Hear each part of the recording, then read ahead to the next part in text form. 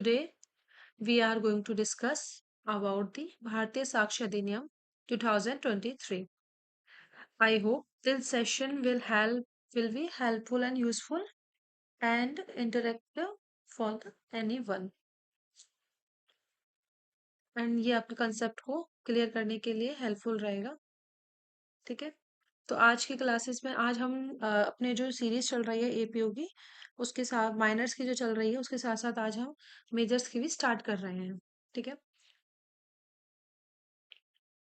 जिससे हम जल्दी से जल्दी ये फिनिश कर दें, जिससे आप फिर एक बार रिवीजन के लिए भी हम एक न्यू सीरीज चला देंगे जिसमें हम शॉर्ट रिवीजन ले लेंगे एंड एमसीक्यूज ले लेंगे।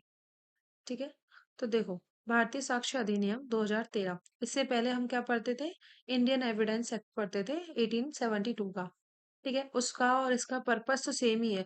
बस इसको थोड़ा सा आज के हिसाब से जो हमारा इलेक्ट्रॉनिक सिस्टम चल रहा है ना, जितना भी साइबर क्राइम्स क्राइम्स वगैरह हो रहे हैं, इंटरनेट फ्रॉड वगैरह जितने भी चीजें हो रही हैं, उसके रिगार्डिंग इसको ज्यादा तरीके से इफेक्टिव बना दिया है। ठीक है, तो देखो, लेट्स स्टार्ट। एक्ट नंबर वही 47 है इसका। ये डिटेल्स हम मैंने पहले बताया आपको कि ये आपको हर एक अपने जो एक्ट है उसके ऊपर फर्स्ट पेज पे ये सारी चीजें लिखनी चाहिए, जिससे कि इजी रहता है अंडरस्टैंड करने में। ठीक है, तो एक्ट नंबर क्या है इसका? 47 ऑफ 2023। ठीक है, 2023 में जितने भी अधिनियम आए थे उसमें से ये 47 नंबर का था।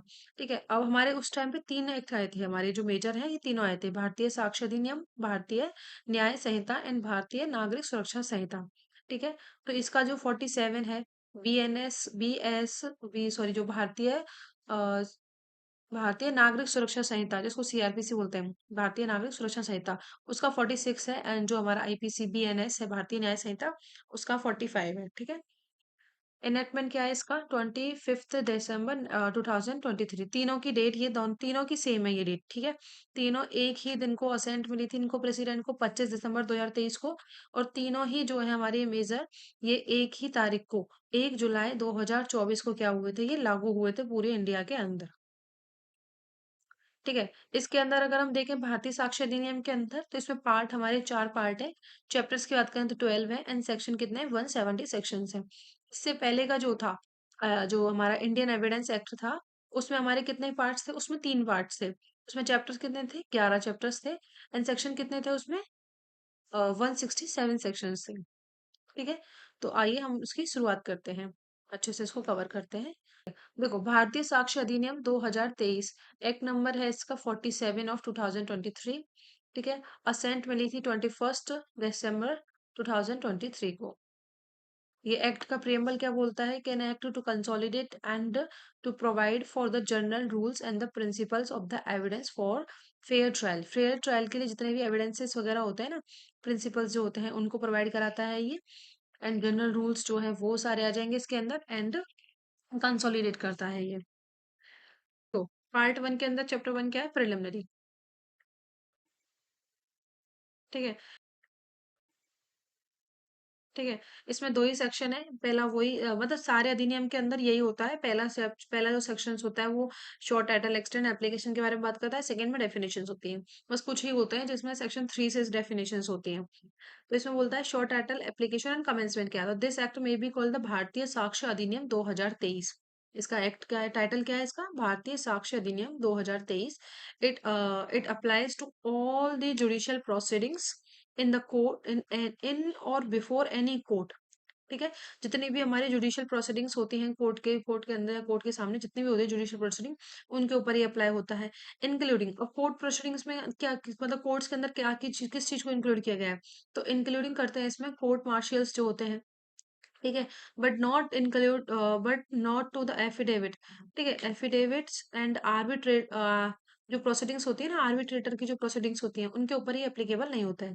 देखो, इससे पहले का जो हमारा अधिनियम था, वो भारतीय सॉरी इंडियन एविडेंस एक्ट जो था 1872 का, उसमें कोर्ट मार्शियल को इंक्लूड नहीं किया गया था। उसमें से जुडिशियल प्रोसीडिंग थी, कोर्ट मार्शियल को इंक्लूड नहीं किया गया था। लेकिन भारतीय साक्ष्य अधिनियम में ये चीज नई है कि हमने इसमें कोर्ट्स के अंदर कोर्ट मार्शियल को भी इंक्लूड किया गया है। मतलब अब जो हमारा भारतीय साक्ष्य अधिनियम है ना, वो कोर्ट की जो जुडिशियल प्रोसीडिंग होती है उस पर तो अप्लाई किया जाएगा, उसके साथ साथ जो कोर्ट मार्शियल में जो प्रोसीडिंग चलती है ना, उस पर भी एप्लीकेबल होगा। जो जो आर्मी वगैरह के जो भी डिसीजंस, जो भी प्रोसीडिंग्स होती है, उनके ऊपर भी एप्लीकेबल होगा। ठीक है? लेकिन किस पे अप्लाई नहीं होता है? एफिडेविट पे और आर्बिट्रेशन जो प्रोसीडिंग होती है आर्बिट्रेशन की, उनके ऊपर एप्लीकेबल नहीं होगा। 2 चीज़ें हैं, एप्लीकेबल किस पे होता है? तो कोर्ट्स पर जो जुडिशियल प्रोसीडिंग्स होती हैं before the court including court martial. Applicable किस पे नहीं होता है? एफिडेविट्स पे एंड जो प्रोसीडिंग बिफोर एन आर्बिट्रेटर, जो आर्बिट्रेटर की जो प्रोसीडिंग्स होती हैं उनके ऊपर एप्लीकेबल नहीं होता है। ठीक है। It shall came into force on the such day as a central government may by notification the official gazette upon. जिस दिन सेंट्रल गवर्नमेंट ने इसको अपने ऑफिशियल गेजेट के अंदर नोटिफाई कर दिया गया था, उस दिन से इसकी क्या माना जाता है? इन्फोर्समेंट डेट मानी जाती है, मतलब उस दिन ये लागू हो गया था। ठीक है, तो वो डेट कौन सी है? 1 डे ऑफ जुलाई 2024। ठीक है, 1 जुलाई 2024 को ये क्या हो गया था? लागू हो गया था पूरे इंडिया के अंदर। नेक्स्ट चलते हैं हम डेफिनेशन के ऊपर। ठीक है, सेक्शन 2 बात करता है डेफिनेशन की, इसमें एक है सबसेक्शन। ठीक है, सबसेक्शन पहले जो इंडियन एविडेंस एक्ट था उसमें डेफिनेशन सेक्शन 3 के अंदर थी, और वो जो इंटरप्रिटेशन क्लॉज के नाम से था। और उसमें इस तरीके से जैसे इसमें दे रखा है ना, अल्फाबेट ABCDEFGHI जो भी है, इस तरीके से नहीं था उसमें, सिर्फ सीधी सीधी डेफिनेशन थी, अल्फाबेटिक क्रम में नहीं था, सीधी सीधी डेफिनेशन थी उसमें। देखो इसमें क्या बोल रखा है, इन दिस अधिनियम unless the context otherwise require. पहले डेफिनेशन आती है कोर्ट की, कि कोर्ट में क्या होता है। डेफिनेशन सारी वही है, कंसेप्ट सारे वही है, बस थोड़ी बहुत चीजें इलेक्ट्रॉनिक जो एविडेंसेस हैं, डॉक्यूमेंट्स हैं, उनके रिगार्डिंग थोड़ी चीजें चेंज हुई हैं। ठीक है, जैसे कोर्ट में क्या होता है, इंक्लूडिंग ऑल द जजेस एंड मजिस्ट्रेट, सारे जितने भी जजेस और मजिस्ट्रेट होते हैं वो कोर्ट के डेफिनेशन में आते हैं। ऑल द पर्सन्स, वो सारे पर्सन्स जिनको क्या किया जाता है, लीगली लीगली अथोराइज किया गया है टू टेक एविडेंसेस। मतलब वो सारे पर्सन जिनको लीगल लॉ के द्वारा अथोराइज किया गया है कि आप एविडेंसेस ले सकते हैं। जैसे कि पंचायत में होते हैं सरपंच वगैरह हो गए, या और भी कोई पर्सन हो गए जिनको लॉ के द्वारा अथोराइज किया था कि आप एविडेंस ले सकते हैं। ठीक है, तो कोर्ट में कौन इंक्लूडेड? 3 चीजें होते हैं, जज, मजिस्ट्रेट एंड वो पर्सन जिनको लीगली अथोराइज किया जाता है टू टेक एविडेंसेस लेने के लिए। इसमें क्या बोल रखा है, एक्सेप्ट आर्बिट्रेटर। इसमें हम इसको चेंज करते हैं, उससे हाईलाइट करेंगे इसको। ठीक है, एक्सेप्ट क्या बोल रखा है, एक्सेप्ट आर्बिट्रेटर, आर्बिट्रेटर को छोड़ के। ठीक है, आर्बिट्रेटर इस कोर्ट के अंदर इंक्लूड नहीं होता, ये हमने ऊपर भी देखा था एप्लीकेशन में, और यहाँ कोर्ट के डेफिनेशन में क्लियर कर दिया है कि जजेस होते हैं, मजिस्ट्रेट होते हैं, और वो पर्सन होता है जिसको लीगली अथोराइज किया गया एविडेंसेस लेने के लिए, एक्सेप्ट द आर्बिट्रेटर। ठीक है, नेक्स्ट हम आते हैं कंक्लूसिव प्रूफ। कंक्लूसिव प्रूफ क्या बोलती है, कि means when one fact is a declared. देखो ये वर्ड याद रखने हैं हमें, जैसे डिक्लेयर्ड हो गया, मे प्रिज्यूम जहाँ पढ़ेंगे, मे प्रिजम्पशन जहाँ पढ़ेंगे वहाँ प्रोवाइडेड दिया जाएगा, एंड शैल प्रिजम्पशन जहाँ पढ़ेंगे वहाँ पे हमारा डायरेक्टेड दिया जाएगा। ये तीन वर्ड हमको ध्यान रखने हैं। कंक्लूसिव प्रूफ में क्या है, means when one fact is declared by this अधिनियम to be the conclusive proof of another। जब इस अधिनियम के तहत एक तथ्य को दूसरे तथ्य से क्या बोल दिया है, कंक्लूसिव प्रूफ बोल दिया गया है। The court shall on proof of the one fact, एक फैक्ट से प्रूफ होने पर कोर्ट क्या करेगा, shall regard the other as proof. मतलब एक जब हम फैक्ट को प्रूफ कर देंगे ना, तो कोर्ट ये प्रिज्यूम करेगा कि दूसरा ऑटोमेटिक ही प्रिज्यूम क्या हो चुका है, प्रूफ हो चुका है। And shall not allow the evidences to be given for the purpose of disproving. अब उसके लिए हम क्या नहीं दे सकते, एविडेंस नहीं दे सकते उसको डिस्प्रूव करने के लिए। देखो इसमें क्या बोल रखा है, means when one fact is declared by this अधिनियम to be the conclusive proof to of the another। मतलब अ, एक फैक्ट को डिक्लेयर कर दिया है कि ये दूसरे का क्या है, कंक्लूसिव प्रूफ है। कंक्लूसिव प्रूफ होने का मतलब है कि जब हमने जैसे दो दो उसमें फैक्ट्स आ रहे हैं, ठीक है, कोई भी फैक्ट इन इश्यूज है उसमें 2 फैक्ट्स हमारे निकल के आ रहे हैं, और जब एक को हमने डिक्लेयर कर दिया है ना, को इस अधिनियम के तहत जहाँ एक को हमने डिक्लेयर कर दिया है कि ये क्या है, दूसरे के लिए कंक्लूसिव प्रूफ है, तो वो ऑटोमेटिकली क्या माना जाएगा, दूसरे को प्रूफ मान लिया जाएगा। And one fact is declare by this अधिनियम, जब एक अधिनियम को जो कंक्लूसिव प्रूफ मान डिक्लेयर कर दिया है ना इस अधिनियम के लिए, तो वो दूसरे के लिए क्या हो जाएगा, कंक्लूसिव प्रूफ माना जाएगा।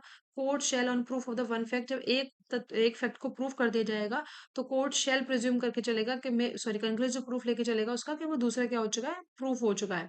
उसके लिए अब दोबारा उसके लिए क्या नहीं किया जाएंगे, अलाउ नहीं किया जाएगा एविडेंसेस के उसको डिस्प्रूव किया जाए, इसलिए एविडेंसेस अलाउ नहीं किए जाएंगे, बिल्कुल क्लियर मना कर दिया है इसमें। ठीक है, फिर क्या बोलते हैं, सी में बोलता है dispute in relation to a fact means when after considering the matter before it the court either believe that it does not exist or consider it non-existence so probable that a prudent man ought, under the circumstances of the particular case, to act upon the supposition that it does not exist।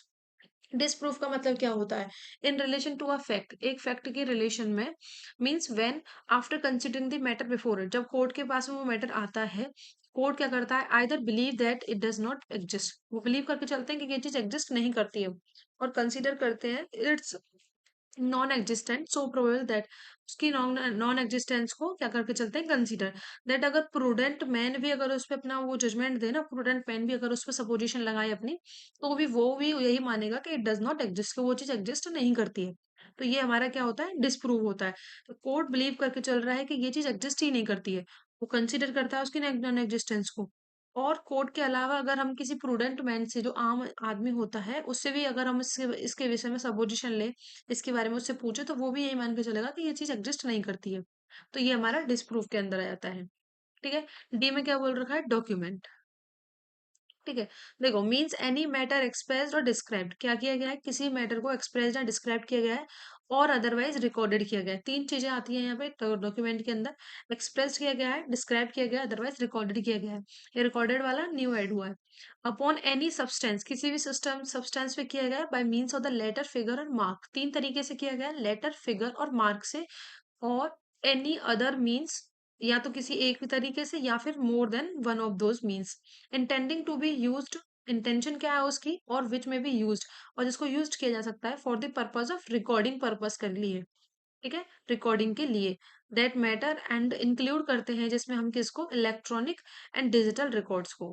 ठीक है, ये हमारा new question बनता है कि क्या documents के अंदर इलेक्ट्रॉनिक एंड डिजिटल रिकॉर्ड्स को भी इंक्लूड किया जा सकता है कि नहीं किया जा सकता, तो यस, जो हमारा भारतीय साक्ष्य अधिनियम है ये इस चीज को इंक्लूड करता है एक्सप्रेसली।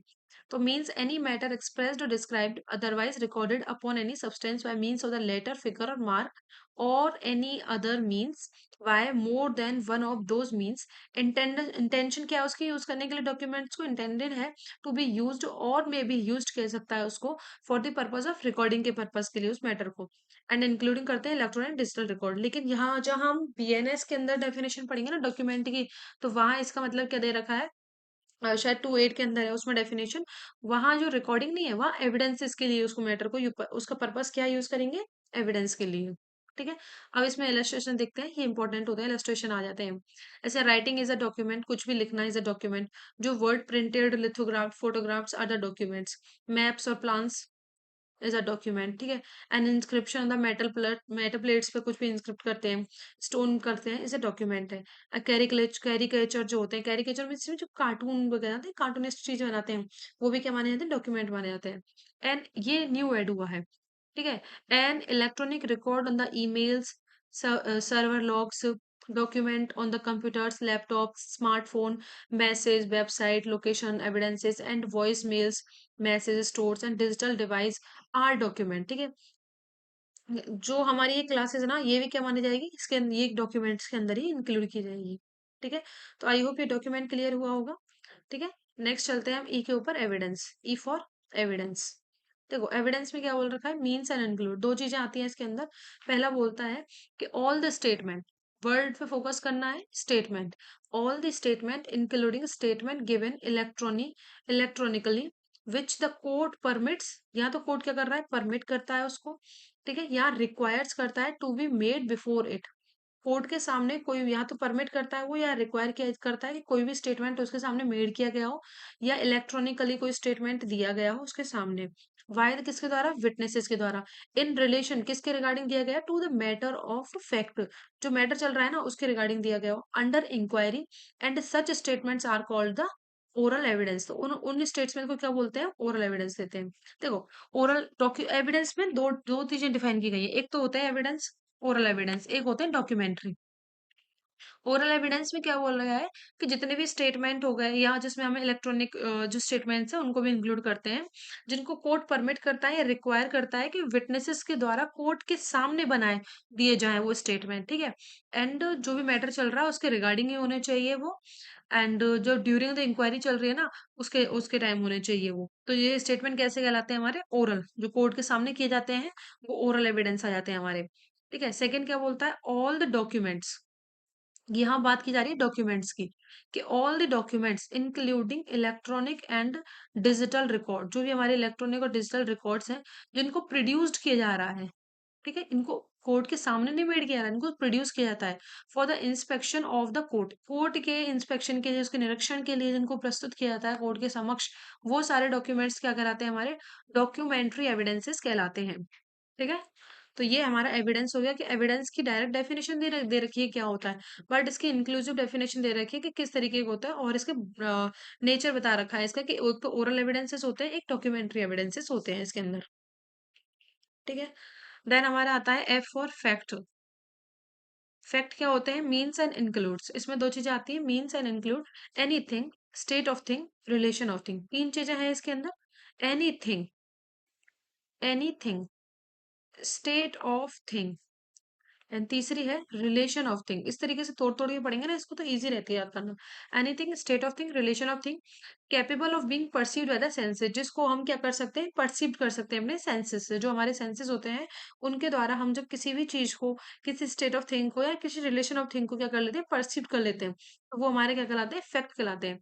कोई भी मेंटल कंडीशन हो गई हमारी, मेंटल कंडीशन हो गई of which person is conscience, जिससे क्या होता है पर्सन कॉन्साइंस में है, तो वो क्या, जो भी मेंटल कंडीशन हो गई जिससे हम अपनी सोचने समझने की क्षमता रखते हैं, किसी चीज को पहचानने की रखते हैं, किसी को टच करते हैं, ये सारी चीजें क्या हो जाती है, हमारी मेंटल कंडीशन के अंदर आ जाती है, जो कि ठीक है, जो कि क्या होती है, हमारी फैक्ट्स के अंदर इंक्लूड की जाती है। जैसे वो इलस्ट्रेशन से क्लियर होंगी चीजें, जैसे कि that there are the certain object, ठीक है, कुछ ऑब्जेक्ट है सर्टेन फिक्स है कि इतने ऑब्जेक्ट है जो कि अरेंज किए गए हैं ना सर्टेन ऑर्डर, एक पर्टिकुलर ऑर्डर में उनको अरेंज किया गया है in the at a certain place के ऊपर किया गया है, तो ये फैक्ट माना जाएगा। तो जैसे कि हम बोलते हैं कि एप्पल रखे गए हैं, एप्पल एक सीक्वेंस में रखे गए हैं, और किसी एक टोकरी या फिर कहीं टेबल कहीं भी रखे गए हैं, तो ये क्या है, फैक्ट माना जाएगा कि उस जगह रखे हैं, इस सीक्वेंस में रखे गए हैं, और टोकरी के अंदर या फिर किसी भी टेबल के ऊपर रखे गए हैं। ठीक है, सेकंड क्या बोलता है, दैट अ पर्सन हर्ड और show something is a fact. ठीक है, कोई भी व्यक्ति क्या कुछ भी सुनता है या कुछ भी देखता है चीजें, तो वो भी क्या कहलाती है, हमारी फैक्ट कहलाती है। जैसे कि मूवीज हो गई, ठीक है, सीरियल्स देखते हैं या फिर जो भी चीजें हम देखते हैं, जैसे ये क्लास भी चल रही है ना, तो ये भी जो भी पर्सन इसको देख रहे हैं उनके लिए वो क्या हो गया, तथ्य हो गया कि हाँ फलाने व्यक्ति ने ये चीज देखी है, तो वो भी क्या हो जाएगा, फैक्ट हो जाएगा। That a person said certain word is a fact. ठीक है, किसी भी व्यक्ति के द्वारा कुछ भी कहा गया है तो वो भी क्या माना जाएगा, फैक्ट माना जाएगा। जैसे कि मेरे द्वारा जो भी चीजें बताई जा रही हैं, ये सारी चीजें क्या है, एक फैक्ट के अंदर आती हैं। That a person hold a certain opinion has a certain intention, किसी व्यक्ति का कुछ ओपिनियन होना, उसके कुछ इंटेंशन होना, एक्ट करना उसका गुड फेथ में, फ्रॉडुलेंटली करना, यूज करना पर्टिकुलर वर्ड्स के अंदर पर्टिकुलर सेंस के अंदर, और इज और was at the specific time conscience of the particular senses is a fact, ये भी फैक्ट के अंदर इंक्लूड की जाती है। ओके, देन हम आते हैं जी के अंदर, फैक्ट एंड इश्यूज क्या होता है। देखो, means and includes any fact from which either by itself or in connection with the other fact the existence, क्या हो रही है, the existence, next non existence, ठीक है, नेचर, और फोर्थ है एक्सटेंड। ठीक है, किस चीज की हो रही है, the existence, non existence, nature और एक्सटेंड किसकी, ऑफ एनी राइट, लाइबिलिटी और डिसेबिलिटी।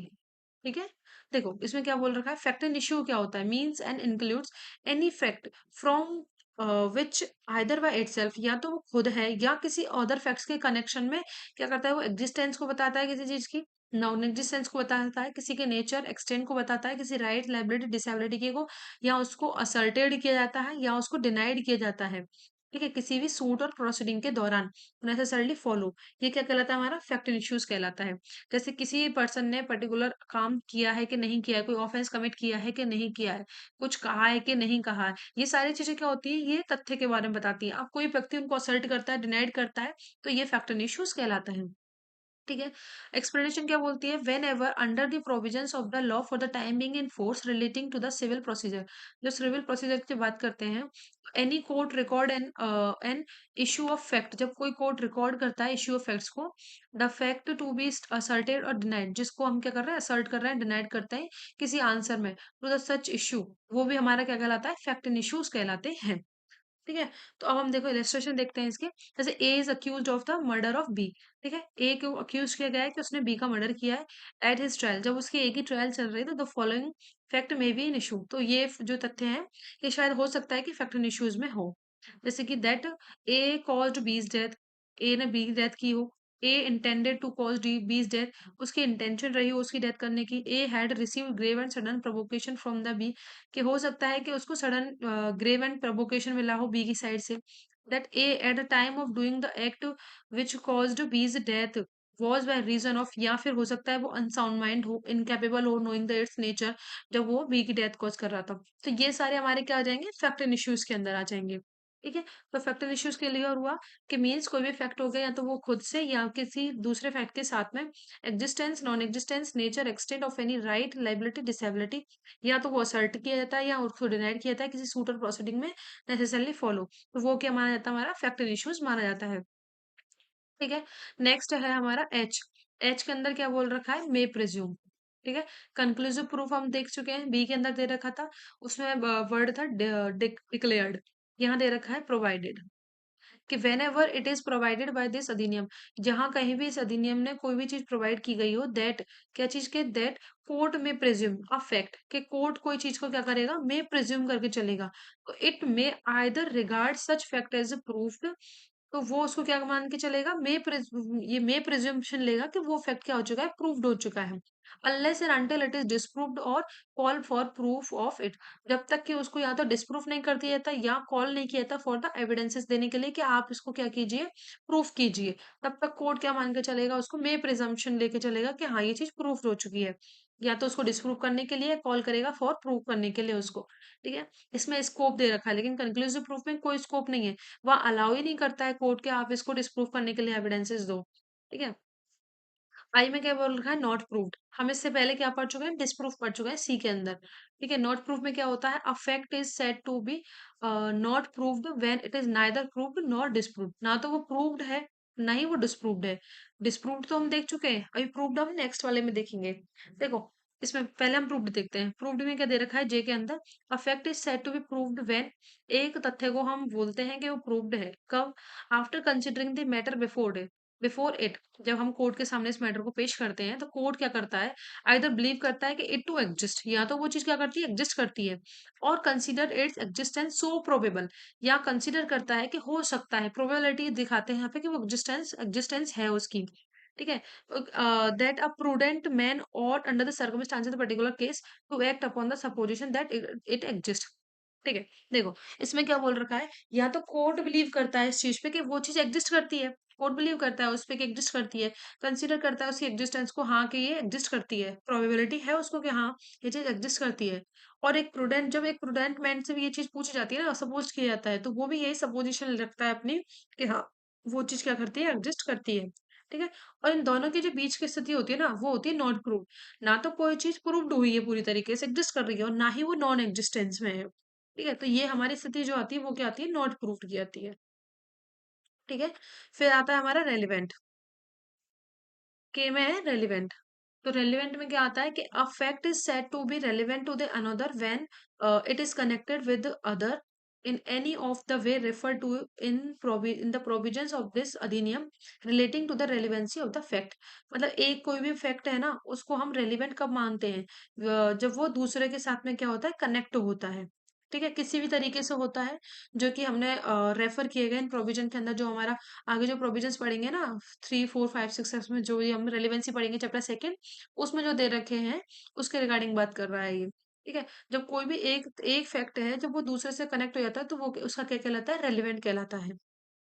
ठीक है, जैसे कि उसमें रेजिस्ट्री में देखते हैं हम, रेजिस्ट्री में क्या होता है कि कोई भी वहां से होके गुजरा, किसी ने उस चीज को देखा, किसी ने वहां बाई स्टैंडर्ड्स जो होते हैं उन्होंने कुछ कहा, तो ये तथ्य एक दूसरे से क्या हो जाएंगे, एक दूसरे से क्या हो जाएंगे, वो कनेक्ट हो जाएंगे और एक दूसरे के क्या हो जाएंगे, वो रिलेवेंट हो जाएंगे।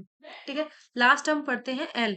एल में क्या बोल रखा है, शेल प्रेजम्पशन के बारे में, कि whenever it is directed by this अधिनियम, कि जब कभी भी क्या किया जाएगा, इस अधिनियम में कहीं भी किसी प्रोविजन को क्या किया गया, डायरेक्टेड किया गया है, दैट कि कोर्ट शेल प्रेजम्पशन लेके चलेगा फैक्ट का, it shall regard such fact as prove, ये मान के चलेगा कि वो तथ्य क्या हो चुका है, प्रूव्ड हो चुका है, उसके रिगार्डिंग क्या प्रेजम्पशन ले रखा है, शेल प्रेजम्पशन। ठीक है, तो unless and until it is disprove, जब तक उसको डिस्प्रूव्ड नहीं किया था तब तक कोर्ट क्या मान के चल रहा है, उसको शेल प्रेजम्पशन मान के चल रहा है। तो उसके उसके रिगार्डिंग क्या दिया जाएगा, जब डायरेक्टेड किया गया इस अधिनियम के अंदर, इस अधिनियम में जहाँ भी डायरेक्टेड किया जाता है कि कोर्ट शेल प्रिज्यूम चल करके चलेगा कि कोई भी फैक्ट प्रूव्ड हो चुका है, उसके लिए क्या जब तक वो डिस्प्रूव नहीं किया जाता है एविडेंसेस के द्वारा, तब तक उसको क्या मान के जाएगा, शेल प्रिज्यूम मान के जाएगा कि वो प्रूव्ड हो चुका है। ठीक है, तो तीनों में देख लिया हमने। देखो सेल्फ प्रिज्यूम में क्या बोलता है, डायरेक्टेड बोल रहा है। ठीक है, कंक्लूसिव प्रूफ में क्या बोल रहा था, डिक्लेयर कर देते हैं कि एक फैक्ट दूसरे फैक्ट को क्या करता है, कंक्लूसिव प्रूफ मान के चल डिक्लेयर कर देता है कि ये कंक्लूसिव, एक को प्रूफ कर देंगे तो दूसरा ऑटोमेटिक क्या हो जाएगा, कंक्लूसिव प्रूफ हो जाएगा वो उसका। ठीक है, मे प्रिज्यूम में क्या था कि आप जो है जब प्रोवाइडेड कर रहे हो कि कोर्ट्स में प्रिज्यूम करेगा कि ये फैक्ट क्या हो चुका है, प्रूव्ड हो चुका है, तो आप उसको डिस्प्रूव भी कर सकते हो एविडेंसेस के द्वारा, और एविडेंसेस मांग भी सकते हो उसको प्रूव करने के लिए। ठीक है, और सेल्फ प्रिजम्पशन में क्या बोल रखा है कि डायरेक्टेड किया गया है अधिनियम के तहत कि कोर्ट ये सेल्फ प्रिज्यूम करके चलेगा कि वो फैक्ट क्या हो चुका है, प्रूव्ड हो चुका है, जब तक उसको डिस्प्रूव नहीं किया जाएगा।